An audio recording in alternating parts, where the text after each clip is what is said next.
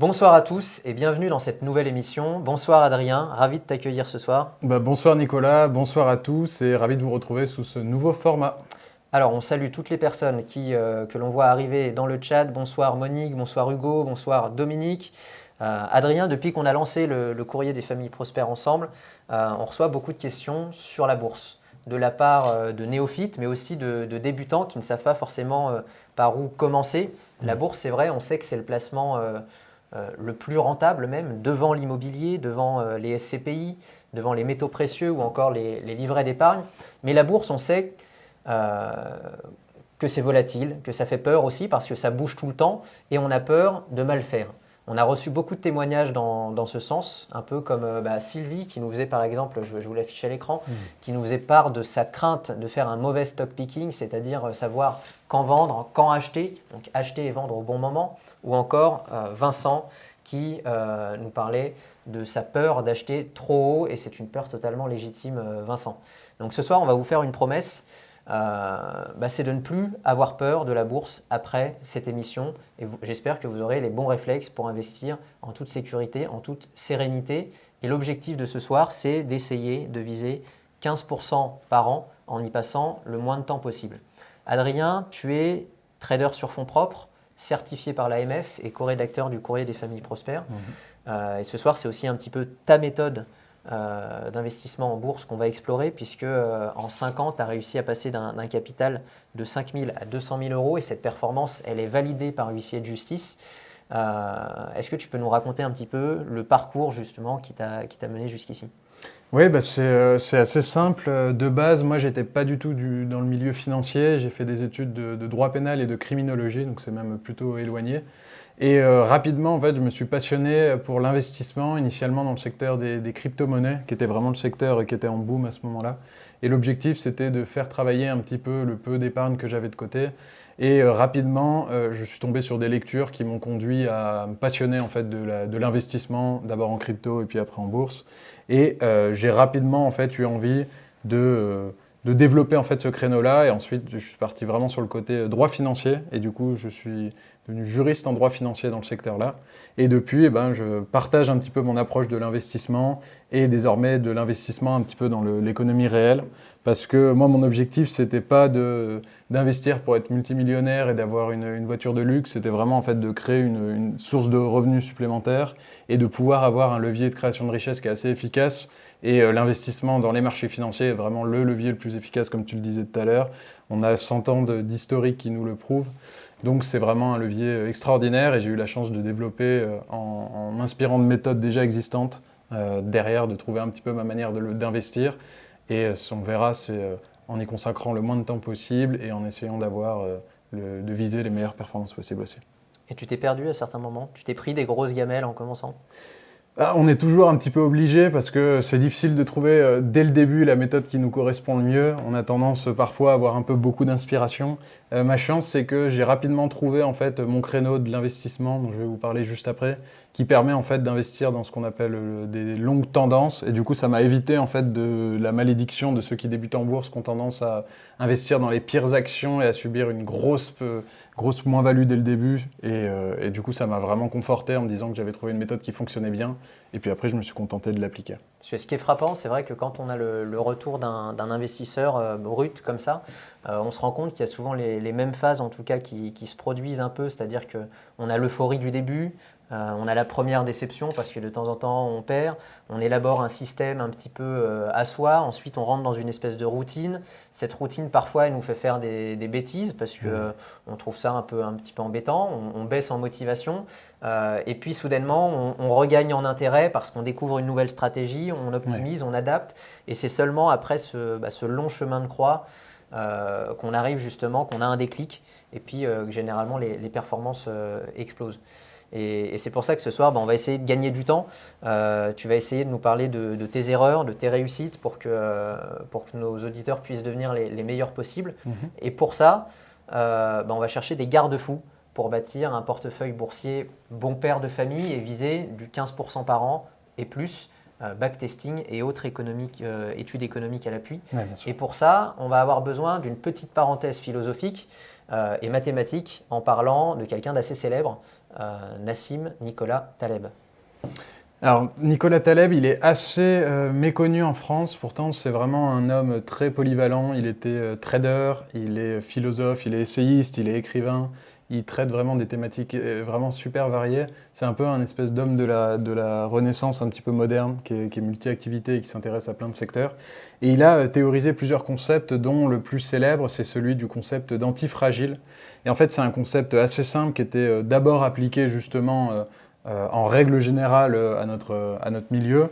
Et ensuite, il l'a déroulé en 3 types de systèmes. En fait, grosso modo, vous avez les systèmes qui sont fragiles et qui cassent quand ils subissent un choc.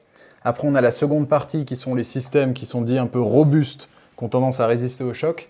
Et lui, il a développé une 3e catégorie qui sont les systèmes antifragiles, donc c'est le nom de son ouvrage qui est assez célèbre, qui eux, en fait, se renforcent quand ils subissent des chocs. Donc c'est un peu une 3e catégorie qu'il a développée. Et comme exemple, il a pris l'exemple du diamant, qui est l'un des matériaux justement qui se renforce à mesure qu'on exerce de la pression dessus. Donc c'est un exemple qui est assez concret et c'est ce concept-là qu'il a rendu le plus populaire, notamment avec son ouvrage. Et derrière, on a retiré un petit peu des concepts économiques et financiers derrière qu'on a pu se réapproprier avec cette stratégie. Oui, on vous recommande vraiment son ouvrage qui est intitulé Antifragile. C'est vraiment une grosse brique. On peut s'en servir aussi pour reposer son téléphone et même s'en servir comme siège de fortune, tellement il est volumineux et compact. Oui. Personnellement, il m'a occupé toutes les vacances d'été de l'année dernière, mais vraiment, il en vaut le détour. Et on va se rendre compte qu'en économie, justement, cette notion d'antifragilité, elle n'est pas valable en réalité pour un type d'actif en particulier, c'est-à-dire on pourrait se dire, je ne sais pas, que l'or est antifragile parce qu'il va monter en période de crise, mais à côté de ça, l'or baisse généralement en période de forte croissance, puisque les marchés vont se diriger vers le marché action. Donc l'or, c'est en réalité plus un actif décorrélé qu'un actif antifragile. Et la notion d'antifragilité, elle va s'appliquer davantage à la manière dont vous allez gérer votre portefeuille. Et justement, on avait par exemple Richard qui nous a fait parvenir cette question dans le sondage et qui nous disait comment faire 15% par an alors que la bourse délivre un rendement moyen de 8% par an. Eh bien, on va voir ce soir justement, Richard, études et backtesting à l'appui, qu'en mettant en place des stratégies antifragiles selon Nassim Nicolas Taleb, et comme le font certains hedge funds et investisseurs professionnels, et justement, on a des performances qui explosent. Et la première mesure à mettre en place, peut-être, c'est d'éviter les crashs. On va voir que c'est possible. C'était l'interrogation notamment d'Alain dans le sondage qui nous dit « Bonjour, je vous suis depuis longtemps, je crains un crash, je me trompe, point d'interrogation ». Alors Adrien, comment les hedge funds échappent aux crises et esquivent les pertes? Est-ce qu'on peut justement les éviter? Déjà, le commentaire de Richard concernant les 8%, c'est tout à fait vrai. En moyenne, justement, on dit que c'est la performance des actions sur le long terme. Sauf que du coup, derrière cette moyenne, on cache des grosses variations. Et en fait, ces variations peuvent être assez importantes. Et justement, en fait, il y a des fonds d'investissement qui sont exposés constamment. Du coup, ils ont tendance à subir les périodes qui sont propices, qui sont la majorité évidemment, mais ils subissent aussi forcément les périodes de baisse. Et à côté de ces fonds d'investissement qui sont la grande majorité des investisseurs professionnels, vous avez certains fonds qu'on appelle les hedge funds, qui sont des fonds un peu plus agiles, un peu plus actifs. Et eux, justement, ils ont tendance à parier à la hausse et à la baisse, ce qui leur permet en fait d'avoir une approche, comme tu disais, un peu plus antifragile, qui leur permet en fait de ne pas subir mécaniquement quand il y a les périodes les moins propices et les périodes de baisse. Et donc mathématiquement, vu qu'ils réduisent l'amplitude dans les périodes difficiles, leurs performances sont bien meilleures sur la durée. Et vous avez pour cela vraiment pas mal d'exemples. J'ai mis un exemple ici, je crois qu'on va le faire apparaître. Je vais l'afficher à l'écran. Merci. C'est le fonds justement Moulvanet, qui est pareil. Ça fait partie de ces noms qui ne sont pas très très connus, mais si je vous demande de citer 3 fonds d'investissement, je pense pareil que vous n'aurez pas beaucoup d'idées qui viennent en tête parce que souvent ils sont un petit peu méconnus, ils avancent un peu sous les radars. Et ça, c'est un exemple très concret. Je peux même vous montrer ici leur performance donc depuis 99 où ils ont un suivi complet. Et donc vous voyez qu'ils font des performances moyennes qui sont vraiment très très importantes tous les ans, qui sont bien supérieures à la moyenne de 8% qu'on peut avoir sur les marchés traditionnels. Et eux, ils arrivent justement à traverser ces périodes en étant un petit peu plus agiles, en ayant une approche un petit peu plus variée, ce qui leur permet en fait de moins subir les périodes de baisse. Et l'un des indicateurs justement que ces fonds d'investissement utilisent, que nous on a à notre disposition, qui est vraiment très très simple à utiliser, c'est ce qu'on appelle la moyenne mobile à 200 périodes. Et si vous me suivez, vous savez que j'en parle absolument tout le temps. Je crois que je suis un petit peu obsédé par cette moyenne mobile. Mais c'est vraiment l'un des indicateurs les plus simples qui vous permet d'avoir une idée un petit peu de où est-ce qu'on en est, de la tendance. Et c'est extrêmement puissant à utiliser. Alors, on va voir comment l'afficher, qu'est-ce que c'est exactement que cette moyenne. Donc, pour ceux qui nous écoutent, Adrien, la moyenne mobile 200, c'est une moyenne mathématique, un petit peu comme ce qu'on a pu voir à l'école, au collège, au lycée. Ouais. C'est-à-dire que c'est l'addition des 200 derniers jours de clôture d'une action ou d'un indice divisé par 200. Donc voilà, c'est un calcul relativement simple. Ouais, ça peut paraître un peu inquiétant comme ça, mais dans les faits, c'est vraiment très très facile. Et du coup, on a vraiment beaucoup de fonds d'investissement qui utilisent ça. De la même manière que nous, dans l'idée, ça leur permet en fait de déceler où est-ce qu'on en est sur un marché. Donc ils l'observent en fait en se disant où est-ce qu'on se positionne dans la période actuelle. Et cet outil qui est très très simple, il est utilisé par l'immense majorité des fonds justement, et en particulier des hedge funds, parce que ça leur permet en fait d'avoir tout de suite sous les yeux la tendance de fond. Et la tendance de fond, c'est extrêmement puissant, parce que dès que vous faites apparaître cette moyenne mobile sur le graphique du titre d'une action, d'un indice boursier ou peu importe, c'est valable un peu sur tous les types d'actifs, et bien vous avez tout de suite la tendance de long terme qui se dessine, qui est vraiment visible juste derrière. Il y a quelque chose d'assez simple, c'est que si vous êtes au-dessus de la moyenne mobile à 200 périodes, et bien s'il y a du volume, ça veut dire que la valeur elle est plus appréciée qu'habituellement, du coup elle se développe et puis elle continue de croître. Alors qu'en parallèle, à partir du moment où le cours d'une action en bourse est sous cette moyenne mobile à 200 périodes, c'est qu'il y a anguille sous roche, c'est que le marché est un petit peu inquiet, il y a plus de vendeurs que d'acheteurs, et donc ça sera ce genre de période où on n'a pas envie de s'intéresser à un titre. Donc ça, c'est un moyen vraiment extrêmement simple de déceler période propice, période plus difficile, et d'un seul coup d'œil, en fait, on peut déjà réussir à faire deux catégories différentes qui sont assez efficaces. Et vous avez récemment l'économiste Charles Gaff qui parlait un petit peu de ce concept de manière un petit peu détournée, mais vous allez vraiment comprendre le point commun. Il parle en fait de la tendance des actions, vous allez voir, et des deux catégories d'actions. Celles qui montent, qui sont en règle générale au-dessus de la moyenne mobile à 200 périodes, et celles qui baissent et qui évoluent juste en dessous. On va écouter le petit extrait. On va l'écouter, je vais l'afficher. Ce que font la plupart des gens quand ils sont dans les marchés financiers, je me tue à leur dire c'est une idiotie, c'est que si ils achètent quelque chose, ça monte, ils sont contents, ils ont fait une plus-value, ils le vendent. Et si ça baisse, ils le gardent. Mais si vous faites ça systématiquement, au bout de 20 ans, vous avez que les corneaux. C'est comme si dans une équipe de foot, vous viriez tous les gars qui marchent des buts et que vous gardiez tous les gars qui en marchent jamais un, quoi. Ils font pas une réflexion sur l'ensemble du portefeuille de votre fortune, en quelque sorte. Ils font une réflexion sur les valeurs individuelles. J'ai gagné de l'argent sur celle-là, donc je vends. Mais c'est complètement idiot. Il faut vendre ceux qui perdent, pas ceux qui gagnent. Donc voilà, c'est un bon exemple. C'est une chose à retenir, c'est que s'il faut conserver un seul type d'action en fait dans les deux, il faudra plutôt conserver les bons élèves, celles qui sont justement au-dessus de la moyenne mobile et qui continuent de monter, et en parallèle, celles qui sont les plus mauvais élèves, celles qu'on a envie justement de ne pas conserver parce qu'elles continuent de baisser, elles auront tendance, dans la grande majorité des cas, d'être déjà sous leur moyenne mobile à 200 périodes. Donc rien que ça, vous avez deux catégories assez simples à suivre. Donc ça, c'est déjà un premier outil, en tout cas, d'antifragilité qui permet de séparer le bon grain de l'ivraie, on va dire.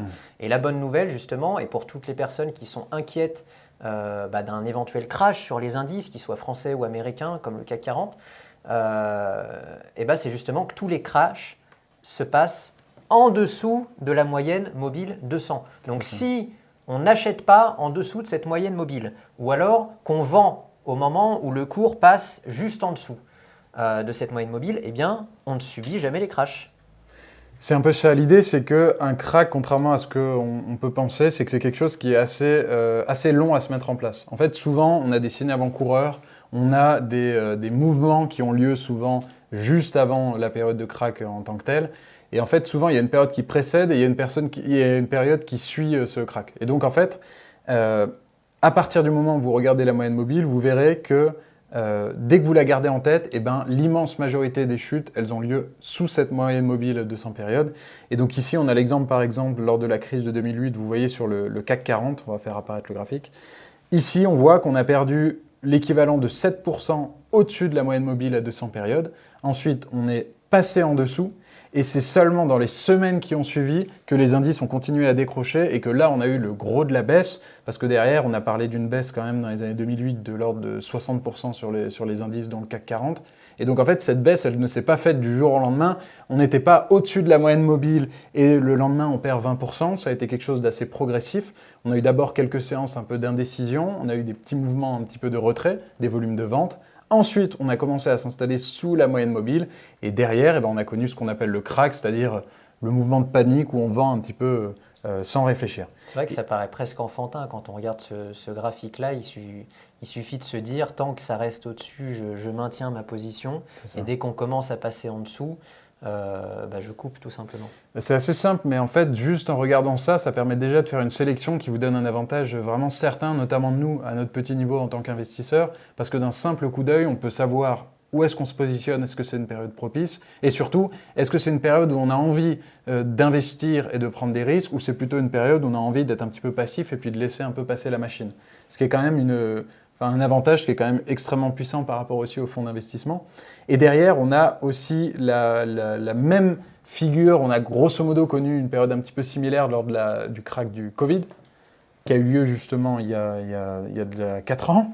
Et du coup, dans cette période-là, on a connu une baisse de l'ordre de 7%, un petit peu pareil que pour 2008. Ensuite, on a enfoncé cette moyenne mobile à 200 périodes. Et derrière, on a connu, là, c'était un crack qui était assez violent mais très rapide. Il a eu lieu sous la moyenne mobile à 200 périodes. Totalement. Comme je vous le dirai souvent, les mauvaises nouvelles ont lieu sous la moyenne mobile à 200 périodes. Et donc là, pour cet exemple, on a connu une baisse de l'ordre de 40% derrière. Ensuite, on a pris le temps et seulement après, on a repris. C'est vrai qu'on a l'impression que c'est imprévisible parce que souvent, les médias ne vont en parler que quand vraiment on est en chute libre. Mais en fait, si on suit les marchés régulièrement, on se rend compte qu'il y avait déjà ce signe avant-coureur, il y avait déjà ce passage de la moyenne mobile 200. Et là, généralement, les médias n'en parlent pas du tout. C'est toujours ça. En fait, souvent, l'actualité et les médias ont tendance à avoir un petit peu un décalage avec la réalité. Et quand vous regardez le graphique, c'est pas que vous lisez l'avenir, en fait, c'est que vous êtes dans le cœur du mouvement et que vous avez toutes les informations à votre disposition. Là où les médias vont tendance à surréagir quand il y a des infos vraiment importantes. Et du coup, c'est souvent un petit peu en décalage. Et on avait eu pareil pour ceux qui ont connu la période de la bulle d'Internet, qui avait à l'époque dégoûté pas mal de néo-investisseurs malheureusement, parce qu'ils sont arrivés un peu tardivement, notamment grâce ou surtout à cause des médias. Et derrière, on a connu une période de baisse légère avant de passer sous la moyenne mobile. On avait perdu grosso modo 8-9% au-dessus de la moyenne mobile. Et c'est seulement à partir du moment où on est passé en dessous qu'on a connu le gros du mouvement de baisse et que derrière, on a une baisse de l'ordre de 68% grosso modo lors de la bulle d'Internet, ce qui nous a après permis de repasser au-dessus et de repartir à la hausse. Et ça, c'est valable sur un indice comme on a pu le regarder ici sur le CAC 40, mais c'est aussi valable sur des actions. Vous avez, pour reprendre l'exemple de la crise de 2008, on avait l'une des meilleures actions de la cote dont je vous parlerai régulièrement de ses mérites, c'est l'entreprise Air Liquide, qui a connu une baisse un petit peu plus modérée de l'ordre de 5%. Elle est passée ensuite sous sa moyenne mobile à 200 périodes et derrière, forcément l'indice était assez baissier, du coup ça entraînait même les meilleurs élèves de la cote et derrière le titre a connu une baisse de l'ordre de 38% après dans la suite. Mais donc si on a cet indicateur justement et si surtout vous avez connu des baisses sur vos actions, si vous avez déjà connu des mauvaises expériences, regardez le graphique avec la moyenne mobile et vous allez voir que simplement en suivant cet indicateur, vous aurez pu éviter de perdre vraiment assez facilement et ça vous aurait donné déjà cette indication, je suis dans une période propice ou au contraire je suis dans une période risquée et il vaut mieux s'élever un petit peu, alléger le portefeuille et puis laisser passer un petit peu. Voilà. Alors justement, on va voir aussi que ça marche à la hausse parce que c'est ça qui nous intéresse, mais déjà le fait de réduire ses pertes en fait et de ne pas subir ces grosses périodes de consolidation, ça crée une sérénité en tout cas pour investir et justement cet outil on peut l'utiliser en positif aussi. On va juste revenir sur un de nos auditeurs qui nous disait justement, un lecteur du 94 qui nous dit avoir perdu pas mal d'argent il y a plusieurs années de cela sur le titre de Walt Disney. Et justement, je vais l'afficher à l'écran parce que je l'ai synthétisé. On voit qu'ici, c'est presque un cas d'école, c'est-à-dire qu'en 2021, l'action accumule à 190 $. Elle baisse un petit peu jusqu'à 170, elle passe en dessous de sa moyenne mobile 200. À partir de là, vous vous rendez compte qu'en réalité, la moyenne mobile 200, elle vous renvoie un signal de vente extrêmement fort début 2022. Vous devez couper votre position. Oui. Si vous n'avez pas accès à cet indicateur, vous hésitez, vous vous dites ça va remonter, vous attendez, et puis finalement ça descend, ça descend, ça descend. Non, là, l'action passe en dessous, vous vendez votre position, et puis on se rend compte que derrière, effectivement, c'est le drame, puisque l'action elle dégringole jusqu'à 80, 90 dollars. Et puis là, justement, elle repasse au-dessus, donc elle s'est dégonflée, vraiment, la bulle s'est dégonflée, on repart sur une croissance saine, et puis l'action commence à remonter et à renouer avec une forme de croissance sur son cours. Et on se rend compte qu'avec cette technique-là, ça permet d'éviter justement les crashs des grosses actions et des gros indices. Et on le voit aussi sur les performances de ton portefeuille, Adrien. C'est-à-dire que si on regarde la performance que tu as réalisée en 2022, je me rappelle, j'étais à tes côtés, je t'ai épaulé pour plusieurs programmes. On s'est pris toute la crise énergétique et puis le début de la guerre en Ukraine ensemble, et ça ne t'a pas empêché d'avoir une super performance. En 2022, je ne me rappelle plus combien tu as fait. Alors 2022, j'avais fait de l'ordre de 17%, et ça avait été, souviens-toi, un début d'année qui avait été assez difficile, parce qu'on tenait les positions de fin d'année 2021, et puis on a eu quand même beaucoup d'inquiétudes avec le début de la guerre en Ukraine, et surtout le risque des conséquences et d'embrasement. Et donc, malgré tout, ça a permis en fait de faire une sélection de cette période-là, parce qu'il y a des titres qui ont relativement bien tenu et qui restaient justement au-dessus de leur moyenne mobile. Et dans ce genre de période, on a tendance à être un peu plus prudent, couper les titres qui sont faiblards, garder le reste, et puis derrière, ça permet de reprendre en étant un petit peu plus serein une fois que les marchés redémarrent. Et ça a été le cas, donc ça a été une bonne année, surtout eu égard aux conséquences de la guerre en Ukraine. Voilà, donc si on a peur en tout cas de la volatilité et des crashs, vous avez maintenant en tout cas un premier super outil, quelque chose d'extrêmement puissant, antifragile pour vous lancer, c'est la moyenne mobile 200 périodes. Et ce qui est incroyable, Adrien, c'est que ça marche aussi et surtout à la hausse. Et c'est ça aussi qui nous intéresse ce soir. Si on reprend, parce que les plus grosses poussées, les plus gros gains finalement se font toujours au-dessus de la moyenne mobile 200.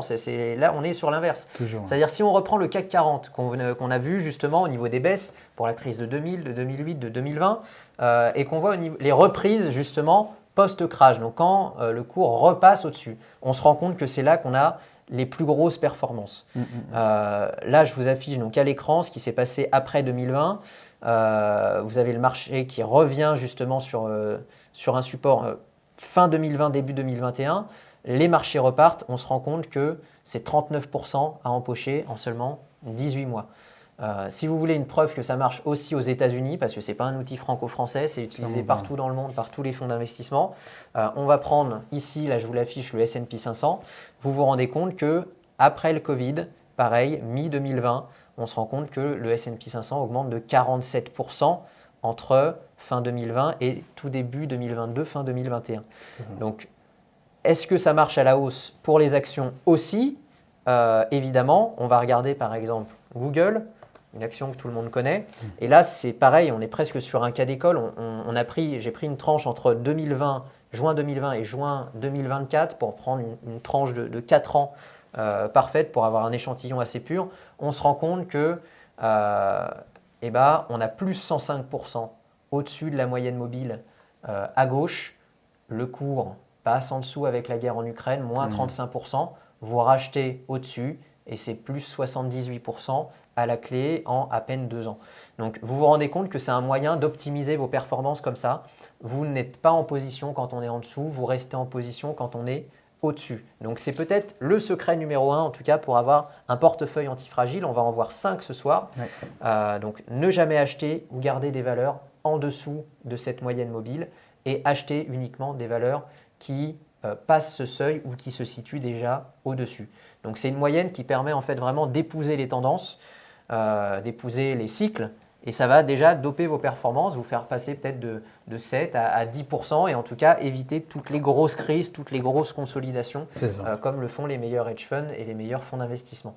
Donc ça va rendre presque impossible les grosses pertes et ça va doper vos gains parce que l'espérance mathématique en fait elle va être de votre côté quand on sera en période de croissance, et ça c'est vraiment intéressant.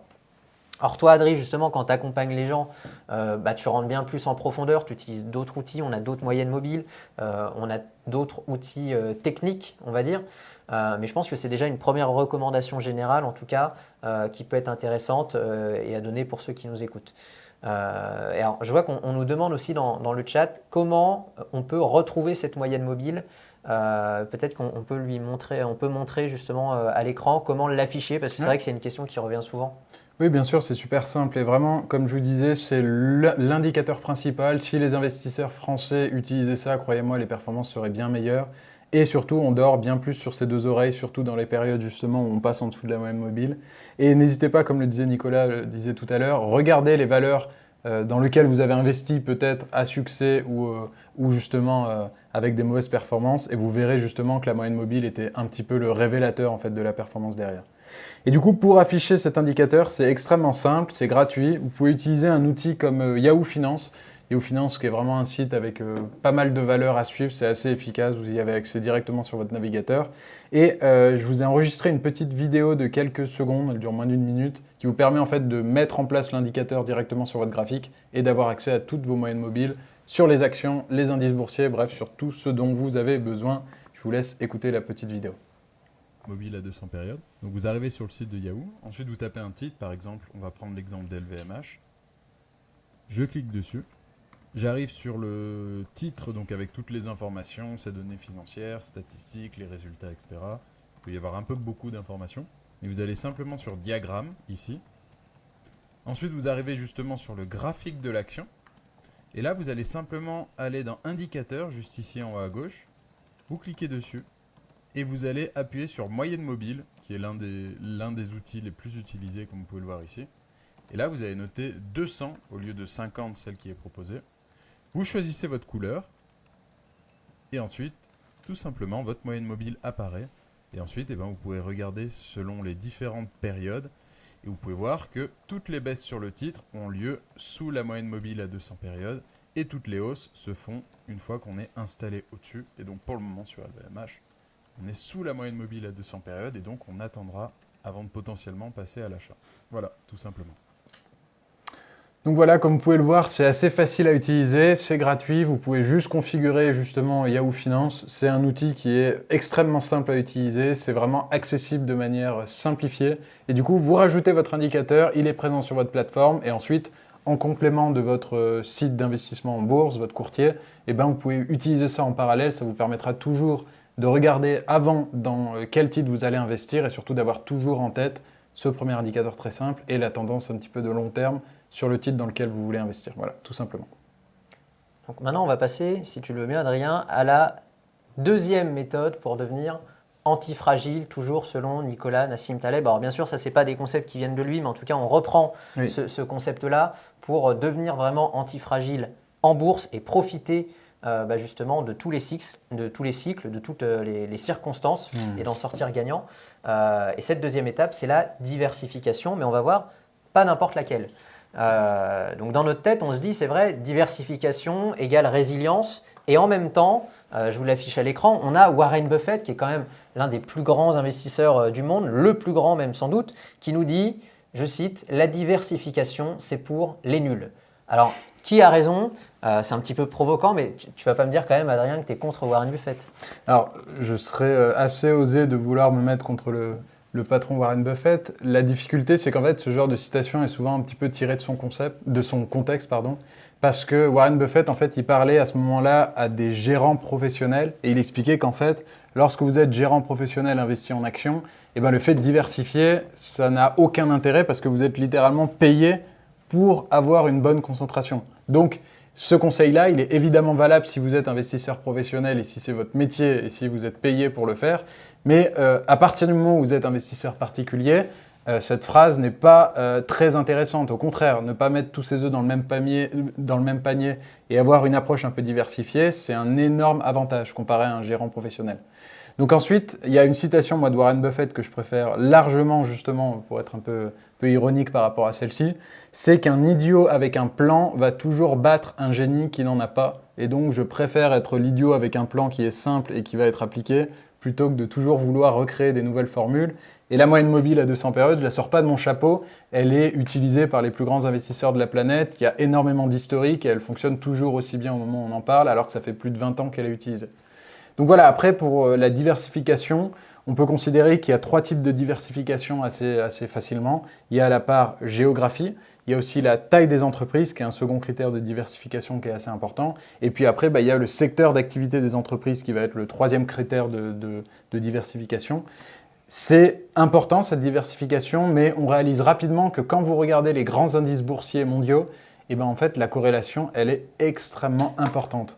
Comme vous pouvez le voir, je vais vous partager un graphique. Merci Nicolas. Sur ce graphique, vous voyez, c'est l'évolution des indices boursiers aux 4 coins de la planète, de l'Angleterre en passant par les États-Unis, en passant par l'Europe, en passant par Singapour et le Japon.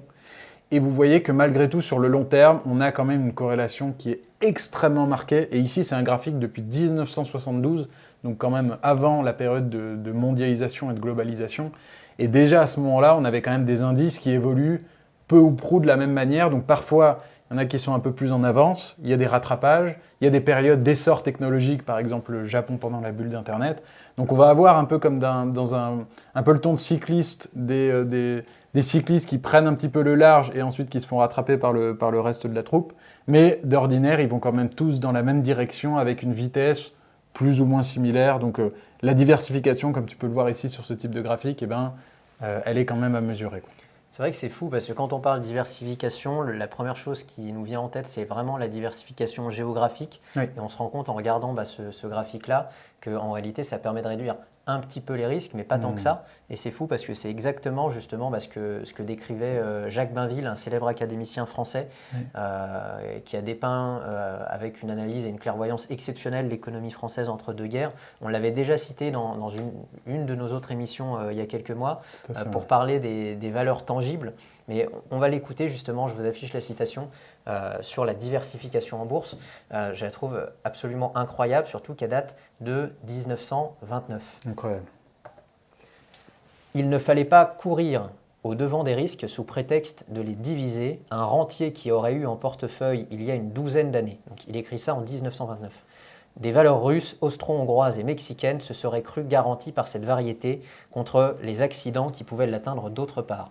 En réalité, il fut allé lui-même chercher sa perte au temps où le Mexique était bien gouverné, où les empires de Russie et d'Autriche se présentaient comme des édifices solides, des économistes expérimentés n'hésitaient pas à recommander comme sûres et avantageuses les valeurs de ces pays. On voit pourtant ce qu'il en est advenu.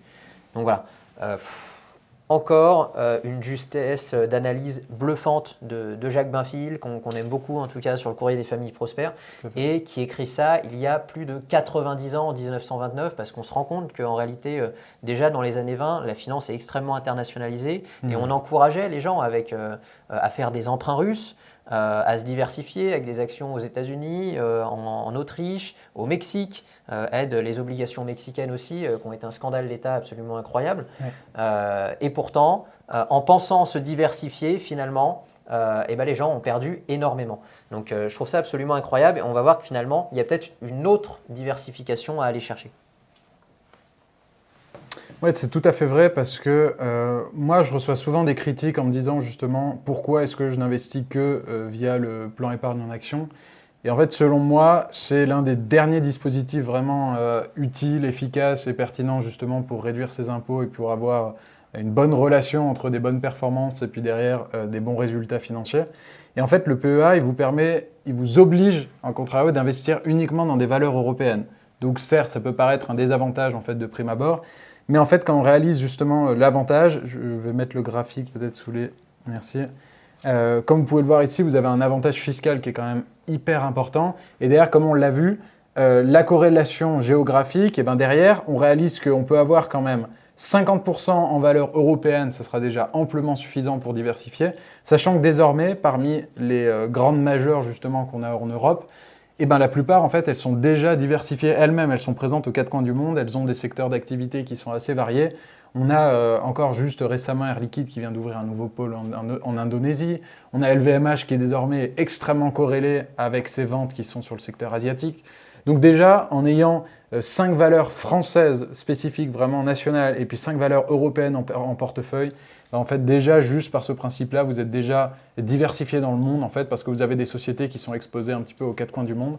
Et donc, en fait, c'est un peu le même principe que pour la diversification monétaire, Parce que quand on n'a que des valeurs en zone euro, eh ben on réalise qu'en fait, le chiffre d'affaires des dites entreprises, eh ben il y a une grosse partie qui est fait en dollars, en yens, en yuan, sur des valeurs vraiment étrangères. Donc en fait, si l'euro est en période de baisse, eh ben en fait, ces boîtes-là, elles vont augmenter leur chiffre d'affaires à l'étranger mécaniquement, et derrière, ça va leur permettre de payer moins cher leurs salariés en Europe grâce à leurs réserves de monnaie. Donc en fait, je préfère largement gagner 30% d'impôts tous les ans et avoir justement un bénéfice fiscal hyper important qui seront protégés sur mon PEA plutôt que de chercher en fait à gagner 5% de décorrélation parce qu'il y a des outils qui sont bien plus efficaces que ça. Et en plus avec le PEA, vous n'avez aucune déclaration fiscale à faire au moment des impôts. Si ça reste sur le PEA, ça grandit dans son coin et il n'y a strictement rien à faire, rien à déclarer, c'est tout automatique. Donc voilà. Tout ça, ça me motive moi simplement à bénéficier de cet avantage-là et je me dis qu'il y a suffisamment de diversification déjà. Et on a largement de quoi faire parmi les titres européens qui sont très très variés. Alors Adrien, justement, pour ceux qui nous écoutent ou qui même n'ont peut-être jamais investi, un PEA, c'est un plan d'épargne en actions. Oui. C'est une enveloppe fiscale qui permet d'acheter des actions comme un compte titre ordinaire. L'inconvénient, c'est qu'on ne peut investir qu'en Europe et on ne peut quasiment pas faire de paris à la baisse, en tout cas, sauf sur le CAC 40 et en levier 2 aussi. Mais l'avantage, c'est que puisque vous financez les actions exclusivement européennes, l'État vous exonère au bout de 5 ans d'impôts sur le revenu, sur les plus-values. Donc, parmi les bons PEA, par exemple, si on peut en citer quelques-uns, vous avez Fortuneo, vous avez Boursorama ou encore Bourse Direct qui pratiquent des tarifs intéressants pour les comptes titres. Vous avez par exemple De Giro, qui est néerlandais, qui est vraiment digne de confiance avec des tarifs d'ordre, en tout cas extrêmement attractifs. C'est ça. Donc, secret numéro 2 d'un portefeuille antifragile, Adrien, on va dire anéantir en fait le frottement fiscal grâce au PEA et se contenter d'une diversification européenne qui en réalité nous expose quasiment au monde entier puisque ces multinationales elles sont présentes dans le monde entier sur tous les continents. Donc ça va vous permettre d'un côté, ça vous permet tout simplement de payer 0% d'impôt sur le revenu et ça ne nuit pas en réalité à vos performances. Pour ceux qui sont sceptiques et qui pensent qu'il faut par exemple absolument investir à Singapour, aux États-Unis, en Australie, Adrien, est-ce que tu peux nous dire, là, face à la caméra, quelle performance tu as obtenue en 2024 ? Au moment où on est en train de parler sur les dernières captures d'écran, on est à plus 19,2% et j'ai des lignes en plus-value, sachant qu'il y a des lignes qui ont été prises les années précédentes. Et là, je suis en plus-value latente de plus 51,14%. Je vais vous mettre une capture d'écran sous les yeux. Et alors en 2023 ? En 2023, c'était une très bonne année. Je dépassais les 20%. J'étais à plus 24,5, quelque chose comme ça. Voilà, donc je pense que les performances, en tout cas, elles parlent d'elles-mêmes. Et pourtant, là, on reste sur quelque chose d'européen. Et on avait aussi quelques craintes de nos auditeurs sur le plan d'épargne en action. Est-ce que le PEA peut être saisi comme les assurances-vie ? On l'a vu avec la loi Sapin 2. Et honnêtement, je pense qu'on peut se rassurer là-dessus, non ? Disons qu'il y a bien mieux à saisir avant parce que techniquement, lorsque vous investissez dans une assurance vie, ce n'est pas légalement des titres qui vous appartiennent. Tandis qu'en PEA, vous pouvez passer ce qu'on appelle après au nominatif administré. Et vous avez dans les PEA quand même des montants qui sont bien inférieurs à ce qu'il y a sur les livrets bancaires et ce qu'il y a sur les assurances vie. D'autant que c'est des parts d'entreprise, donc juridiquement, ce ne sera pas exactement le même statut. Donc en fait, c'est une manne financière qui est bien moindre. C'est beaucoup plus difficile à attaquer juridiquement. Et en plus de ça, ce sont des titres d'entreprise que vous avez via votre courtier qui peuvent être transférés à un autre courtier. Donc en fait, ça fait des garanties qui sont quand même beaucoup plus importantes. Sachant qu'en plus, les États européens sont quand même sensibles au fait de soutenir des actions et des entreprises européennes. C'est aussi pour ça qu'ils ont développé le plan d'épargne en action en France. Et donc, il n'y a pas d'inquiétude vraiment moi, de ce côté-là. Je suis bien plus inquiet de quelqu'un qui aura uniquement ses placements sur des comptes bancaires et des assurances-vie, alors que quelqu'un qui diversifiera avec des parts d'entreprise, ce sera beaucoup plus sécurisé. Et derrière, je vois qu'il y a plusieurs commentaires qui vont dans ce sens, qui me demandent justement comment est-ce qu'on peut diversifier autrement. Il y a un autre moyen qui est assez efficace, c'est l'aspect sectoriel. C'est justement d'avoir un petit peu des sociétés dans des secteurs d'activité qui sont un petit peu différentes. Ça évite d'avoir uniquement des investissements dans le secteur du luxe, par exemple, parce que forcément, le secteur du luxe, il réagit peu ou prou un petit peu de la même manière avec des entreprises qui s'en sortent mieux que d'autres, mais il y a quand même une tendance un petit peu de fond. Parce qu'en fait, quand vous avez différents secteurs, eh ben, vous allez avoir différentes dynamiques, vous allez avoir différentes périodes, vous allez avoir des innovations différentes, vous allez avoir des demandes différentes, vous allez avoir des cycles qui sont différents. Et du coup, l'un des avantages aussi de cette diversification, c'est que vous pouvez choisir uniquement les secteurs qui sont dans des bonnes conditions, qui ont un peu le vent en poupe. Et du coup, moi, mon objectif, c'est de faire un mix entre des actions de différents secteurs et aussi des actions de différentes tailles. La taille, on en parlait un petit peu tout à l'heure comme un critère vraiment très très important. Et donc moi, mon portefeuille, c'est un mix entre des entreprises de grosse capitalisation, un peu les grosses majeures du secteur, et un mix entre des entreprises de taille moyenne, des entreprises de taille moyenne dont on parle vraiment bien moins. Et justement, je ne touche quasiment jamais aux petites capitalisations, et je vous recommande justement de faire avec beaucoup de prudence, parce que les small caps, c'est le secteur le plus difficile, donc les petites capitalisations. C'est vraiment pas à mettre entre toutes les mains. Donc voilà, les moyennes et les grosses entreprises sont beaucoup plus faciles justement à lire la tendance et à investir.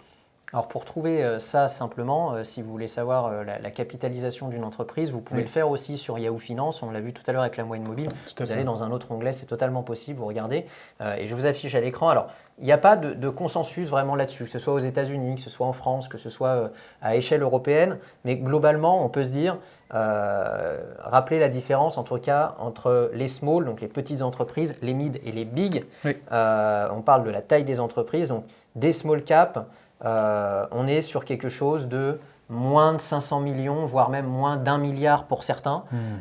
Les mid-cap, on est donc sur une échelle basse, un seuil entre 500 et 10 milliards, 500 millions, 1 milliard, jusqu'à 10 milliards. Oui. Et sur les big cap, donc c'est-à-dire les grosses entreprises, les grosses capitalisations, les majors, les mammouths, et ben c'est les entreprises qui valent plus de 10 milliards en bourse. Donc là, on parle, je ne sais pas, de Nestlé, de Danone, de LVMH, d'Apple, ce genre de grosses entreprises qu'on connaît tous.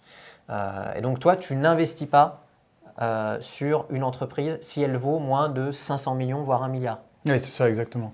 En fait, l'idée, c'est que cette taille-là, c'est un petit peu la matérialisation du moment de développement de la société. Et du coup, quand on est dans une société qui a moins de 500 millions de capitalisation, c'est que c'est encore une jeune pousse, qu'elle est beaucoup plus fragile, que c'est plus difficile en fait, de l'accompagner parce qu'elle va avoir tendance à avoir des difficultés qui sont bien plus importantes. Là où une société de taille moyenne, pour moi, c'est voilà, entre 500 millions et puis 10 milliards, on commence à avoir une taille qui est beaucoup plus solide, elle commence à s'implanter, elle a un marché, elle a des clients, et ensuite elle a une marge de développement pour devenir une grosse capitalisation derrière. Donc déjà, ça, c'est une garantie beaucoup plus importante, d'autant que sur les petites capitalisations, vous allez avoir des difficultés supplémentaires, dont la mauvaise liquidité, des informations, des résultats qui sont scrutés par les analystes financiers, du coup, qui ont tendance à déclencher des réactions beaucoup plus importantes. Et en plus de ça, quand on est de cette petite taille, eh ben, on est un petit peu ballotté entre les gros acteurs et les plus grosses entreprises. Et du coup, on est aussi beaucoup plus sensible parce qu'on n'est pas encore devenu un leader en fait, dans son secteur. Et donc derrière, il y a plusieurs cas de figure. Il y a des entreprises qui étaient des grosses entreprises et qui sont passées dans la catégorie inférieure par des scandales. Par exemple, Orpea, qui a quand même réduit pas mal sa capitalisation depuis plusieurs années, depuis les scandales qui ont éclaté. Vous avez des entreprises qui ont périclité parce que leur modèle n'a pas tenu. Vous avez des entreprises qui se sont scindées en plusieurs activités. Mais en règle générale, une entreprise de grosse capitalisation qui a tendance à réduire progressivement la voilure, c'est pas bon signe si elle passe dans les catégories d'en dessous, c'est pas le signe qu'elle est en grande forme, c'est plutôt l'inverse. Et donc on aura plutôt tendance à vouloir l'accompagner et passer d'une jeune pousse à du développement. Et le problème, c'est qu'il y a aussi le cas de ces petites capitalisations qui sont vraiment inexpérimentées, qui sont encore très sensibles, et donc elles ne sont pas hyper matures, et donc souvent, eh ben, elles plaisent un peu plus aux néo-investisseurs. Pourquoi ? Parce qu'il y a beaucoup plus de marketing et de publicité autour de ça, parce qu'il y a une grosse partie de l'industrie financière qui gagne beaucoup d'argent en faisant notamment via le private equity, en essayant d'accompagner des jeunes pousses. Mais qui dit jeunes pousses dit beaucoup plus de risques, parce que ces entreprises-là, elles seront moins solides. Comme je vous l'ai dit, elles n'ont pas encore atteint complètement leur modèle, etc. Et donc, quand vous investissez dans des petites capitalisations, sachez que c'est beaucoup plus risqué que d'investir dans les sociétés un peu plus établies qui ont déjà contrôlé un petit peu leur marché et qui ont atteint un niveau de développement suffisant. Et il y a largement de quoi faire entre des entreprises de taille moyenne et des grosses entreprises qui sont dans des belles tendances, croyez-moi, plutôt que d'aller chercher uniquement des toutes petites entreprises parce que ça sera beaucoup plus difficile. Et c'est vrai que si on regarde, Adrien, sur les 6, 7, 8 dernières années, on se rend compte que la différence entre les grosses moyennes entreprises et les petites entreprises, donc moins d'1 milliard de capitalisation, Oui. En réalité, l'écart de performance est absolument terrible. Regardez, je vous l'affiche à l'écran, j'ai simulé une comparaison assez parlante. Vous pouvez le voir, la courbe du haut en vert, elle est composée, je l'ai composée sur un mix 50-50, 50% du CAC 40, donc des grosses capitalisations, et 50% de l'indice CAC Mid 60, donc des moyennes capitalisations. Oui. Et de l'autre côté, la deuxième courbe que vous voyez en dessous, celle qui est en bougie japonaise, verte et rouge, correspond à l'indice CAC Small Cap. Donc là, on est sur les petites capitalisations. Vous vous rendez compte que l'écart de performance est absolument gigantesque, puisque hors dividende, et malgré le crash du Covid, le mélange grosse capitalisation et moyennes entreprises rapporte 23% depuis 2018, c'est bien plus avec les dividendes. Par contre, on est face à une performance négative même pour les petites valeurs qui vraiment ne se sont pas remises en réalité à la fois du Covid et de la guerre en Ukraine. C'est ça. Donc c'est peut-être le secret antifragile, en tout cas numéro 3 pour avoir un portefeuille optimisé, c'est ne pas toucher au small cap et mixer justement dans son portefeuille à la fois des grosses capitalisations et des entreprises de taille moyenne pour aller chercher des très grosses performances. Donc ça va permettre d'augmenter justement la performance de votre portefeuille quand les marchés vont bien et de reprendre le plus rapidement aussi possible la première vague de hausse après une consolidation des marchés, parce qu'on le sait, quand il y a un crash, justement, les liquidités se retirent et généralement elles sont réinvesties en premier dans les grosses puis dans les moyennes capitalisations, et les petites capitalisations en fait sont les dernières à en profiter. C'est les premières à baisser en règle générale et puis les dernières à monter quand les marchés repartent. Donc voilà, donc si on récapitule pour le moment, en tout cas ce qu'on a pu dire à nos téléspectateurs, c'est que première chose, investir majoritairement en PEA permet de ne pas payer d'impôt sur le revenu. Ça, c'est un premier outil d'antifragilité. Deuxièmement, vous pouvez vous concentrer sur les marchés que vous connaissez, France et Europe. Avec une diversification européenne, vous avez en réalité une diversification mondiale, que ce soit d'un point de vue géographique, économique et monétaire. Oui. Rien en dessous de 500 millions, voire 1 milliard de capitalisation pour ne pas pénaliser son portefeuille et ne pas prendre trop de risques avec des small caps spéculatives. Surtout si on débute, oui. Et ensuite, rien en dessous de la moyenne mobile, 200 périodes. Vous vendez si ça passe en dessous systématiquement. Oui. Là, vous avez déjà une stratégie antifragile en béton armé. Vous évitez 90% des erreurs de débutants. Et on avait justement dans le chat tout à l'heure Muriel qui nous demandait, et je voulais qu'on traite cette question, est-ce que vos performances prennent en compte aussi les dividendes? Je te laisse répondre. C'est la question qui tue ça. Oui. C'est une question qui revient hyper souvent parce qu'en règle générale, quand on commence à investir en bourse, on est un petit peu obsédé par le principe des dividendes. Et pour le coup, moi je vais me mettre un peu à dos pas mal d'investisseurs, mais je reçois justement, j'essaye toujours un peu de m'éloigner en fait du principe des dividendes parce qu'il y a plusieurs raisons derrière, mais je vais vous les expliquer juste après. Les dividendes, ça ne doit pas être l'élément le plus important pour investir, et malheureusement, c'est souvent le biais et la motivation première quand on commence à investir en bourse. Et ça, il y a vraiment pas mal de raisons derrière. C'est vrai qu'on voit beaucoup de vidéos sur YouTube, comment se construire un deuxième revenu grâce aux dividendes, etc. C'est une mode qui vient beaucoup des États-Unis. Et intuitivement, c'est vrai qu'on se dit tous la même chose. En réalité, on se dit, si le cours il monte et que j'ai un dividende en plus, je gagne 2 fois. Et puis si le cours baisse, j'ai quand même le dividende qui vient compenser, j'ai une espèce de matelas de sécurité. Mais toi, en réalité, tu n'es pas du tout d'accord avec cette approche. Alors non, pour plusieurs raisons justement. Alors la première, c'est que justement, les entreprises qui versent les plus gros dividendes en règle générale, elles font de cet argument un espèce d'élément marketing pour faire venir des investisseurs. Or, quand on regarde justement sur ces actions à dividendes, donc c'est des actions vraiment spécialisées là-dedans avec les dividendes les plus importants, celles que vous voyez grosso modo justement dans les chaînes YouTube et puis sur les gros articles de finances traditionnelles, et bien souvent c'est des sociétés qui versent des dividendes hyper importants et au dépit de leur performance de long terme. Ça fait qu'en fait, vous avez un titre qui est baissier sur le long terme ou alors qui stagne, mais derrière, il verse un gros dividende pour essayer de compenser un petit peu ça. Et du coup, la performance globale, quand on prend en compte la baisse progressive et le dividende, ça suffit pas en fait à compenser, tu vois. C'est un élément qui est vraiment à charge en fait pour la société et ça peut être même un cadeau un peu empoisonné pour certaines de ces sociétés-là parce que ça devient en fait un peu une obsession et ça commence à être un poids un peu trop important pour la société. Alors ce qu'on dit quand même, on le prouve, hein. On a des études justement. Bien sûr, oui, évidemment. On va peut-être montrer, là, il y a un graphique qui représente assez bien ça. Justement, en fait, on réalise que ces titres-là, souvent, il y a anguille sous roche. Quand une société essaye de verser des énormes dividendes, c'est souvent qu'elle essaye de compenser quelque chose ailleurs. Et donc, quand on creuse un petit peu, on réalise qu'il y a beaucoup de ces titres-là qui sont assez célèbres sur les dernières années. Je pense à EDF notamment. Il y avait Orange, il y en a un bon paquet comme ça, qui ne sont pas des titres de très très grande qualité, justement. Malgré des dividendes élevés, on a eu pareil aussi dans le secteur de l'immobilier, avec par exemple Nexity. On a quand même pas mal d'exemples similaires où ce n'est pas des sociétés de très très grande qualité. Le deuxième élément, c'est qu'en plus, ces dividendes, ils sont souvent versés justement à maturité et en fin de vie de l'entreprise. Donc on ne va pas essayer d'être dans une stratégie de versement de dividendes forcément quand on est dans la période de lancement et de croissance. Ça va plutôt être après, un peu quand on atteint une sorte de plateau dans le développement de l'entreprise, justement, dans l'objectif en fait de séduire des investisseurs. Et du coup, ce n'est pas vraiment le cycle qu'on recherche. Quand on investit dans une société, on a plus envie d'investir lorsqu'elle est dans sa phase de croissance et de développement, quand elle capte un marché, quand elle rassure, quand elle fait des bonnes publications, quand les investisseurs l'apprécient, quand les journalistes financiers l'apprécient, bref, quand l'idée générale est positive et ça se matérialise par un cours de bourse qui se reflète toujours. Une entreprise de qualité aura un cours de bourse de croissant sur le long terme. Et donc, on aura plus tendance à investir dans ce genre de société-là, plutôt que dans des entreprises qui ont atteint un plafond de verre, qui ont atteint un niveau de maturité assez important et qui se mettent à verser des dividendes simplement pour quémander leurs investisseurs de rester actionnaires.